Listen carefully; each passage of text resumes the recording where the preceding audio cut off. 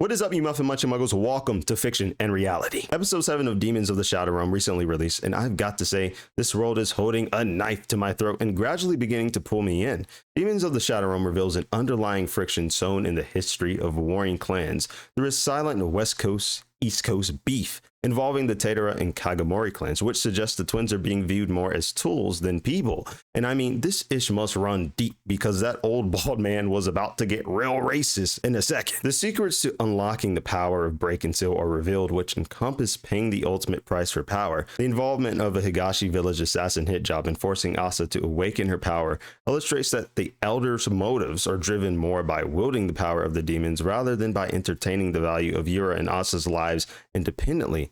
Let's explore the core themes of this episode of Demons of the Shadow Realm and some of my thoughts and predictions on what this means for the story moving forward. In episode 7 of Demons of the Shadow Realm, Yuru is exposed to his first encounter with the intent to kill, where some Mr. Clean ass looking dude tried to cheddar cheese him up, then got popped by his father. What's more striking, however, is the father's immediate response to this, where he tells Yuru to act normal when he returns to the village and pretend nothing ever happened, which is strange given that you'd presume the village elder would care quite deeply about the future demon wielder having harm come to them. In fact, the father, I would argue, seems almost scared to tell the elder that even an inch of Yuru's hair got grazed. This episode is centered on exposing how the twins' unique abilities entice society, specifically the warring clans of the Kagemori and Higashi village, to treat their lives merely as tools rather than to value their lives independent of their ability to utilize break and seal. For example, Asa is caged and locked up by the elder as a child, and it's after this run-in with Yuru and the bandit that the father appears compelled to rescue Asa from the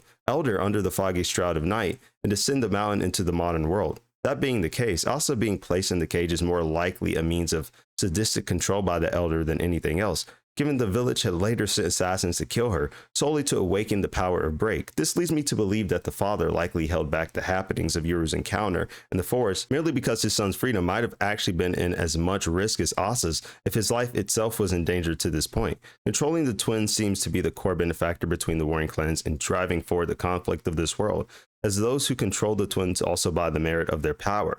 That being said, the Kagemori's efforts to appease Asa and Yuru likely are genuine, but something to be wary of is that the value might be sourced more from the potential to master break and seal rather than their lives independent of the night and day. Let me know what you think. Did Yuru's father hide the attack to protect the village or to protect his son from the village itself? In episode 7 of Demons of the Shadow Realm, we're taken to the boundary between life and death, where Asa learns the power of break is granted upon arriving at one's death. I want to zoom in here on the fact that Asa was hunted down by a Higashi assassin and killed, and made a deal with the demon to return to the world solely to rescue her brother from the village versus falling off the edge of the path and succumbing to her fate. What I'm more curious about is this. Why do you all think the Higashi assassin kidnapped Asa and decided to force the power of break to awaken by killing her?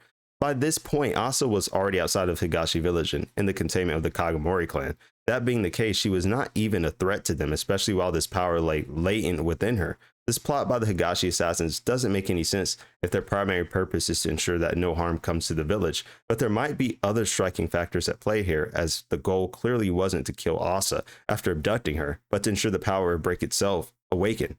Once more, we see the pattern of control enacting its stay, devaluing Asa's life merely for the chance, not even the guarantee, of awakening an ability for just the possibility of being able to wield it someday, and directly through manipulating her perhaps. This makes me wonder if there must be some type of synergy required for Asa and Yuru to awaken their seals. Prophecy did say that twins would come to the Shadow Realm on the day where the day and nights were of equal length to command the demons. You see that Asa even expresses concern over the fact that someone from Higashi village even went so far as to attempt to take her life, which all things considered doesn't really make sense given that she was one of them, and that awakening the power doesn't necessarily mean she'll wield it for them.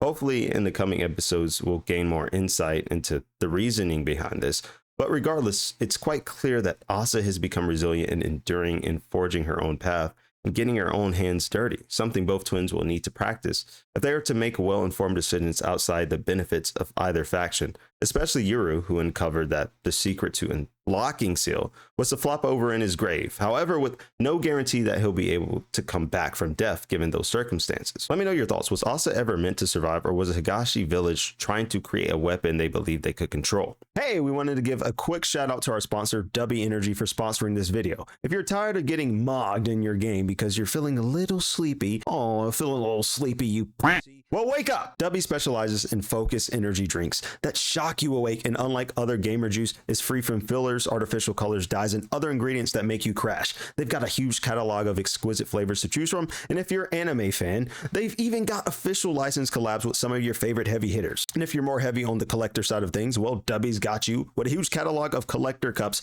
with your favorite characters on them. So what's the holdup? Get your hot waifu anime cup, wake the hell up, and check them out at dubby.gg, linked in the description below, and use promo code FICTION for 10% off your order, and let them know who sent you. Episode 7 of Demons of the Shadow Realm clearly had some deep-seated, unexplained beef nesting between the Kagemori clan and the Tadera clan. I mean, first off, I don't trust this bald dude with a 10-foot spatula. He's the leader of the Kagemori clan, but to be honest, does anybody like this dude's smile? Because I don't, and it looks like he's always planning something. Even when Tadera shows up to assess the situation in Yuru's whereabouts, Yuru senses that the leader has intent to delete this man just for showing his presence. Just like I look at you when you don't hit that like button when you're enjoying the video. This, of course, leaves us wondering what could have even led to this generational beef. We're told that the Tadera clan rarely shows their actual face in public, which may allude to them wanting to remain beholden to some level of secrecy. But for what reason exactly? Whatever the course, at least he promised not to poison Tadera's food during breakfast, I guess. But I just don't trust those happy eyes. He's plotting something nefarious and extremely optional activities for sure.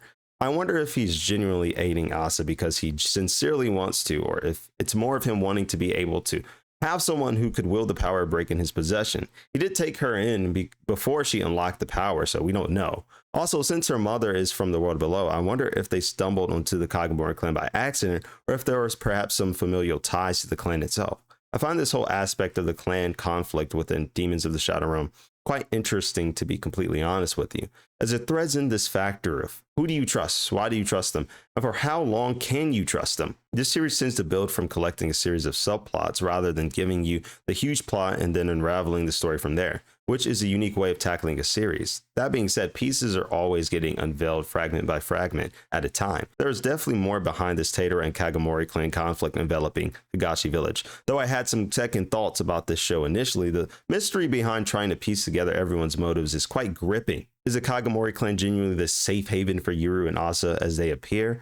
Why were Higashi assassins trying to take out Asa when she was a part of their world? And perhaps the biggest question, how do the twins gain their own autonomy from living in a world that increasingly appears to value their lives as a utility rather than independent of the merit of their abilities alone? Hopefully we get more answers to this as the world continues to unravel. Let me know what you think in the comments. Who do you distrust the most in Demons of the Shadow Realm? What do you expect from this anime moving forward, and how are you liking it so far? You can also follow my IG page at lvamps23 and other socials in the link below. If you want more analysis of your favorite fictional worlds and characters, go ahead and smash that like button below, turn on that notification bell, and subscribe for more. The direction of progress is forward, and it's only from here. With that, remember, if ever you're lost in forestry words, strip your mind from fantasy and look through the window of the world. And there, your mind will run free.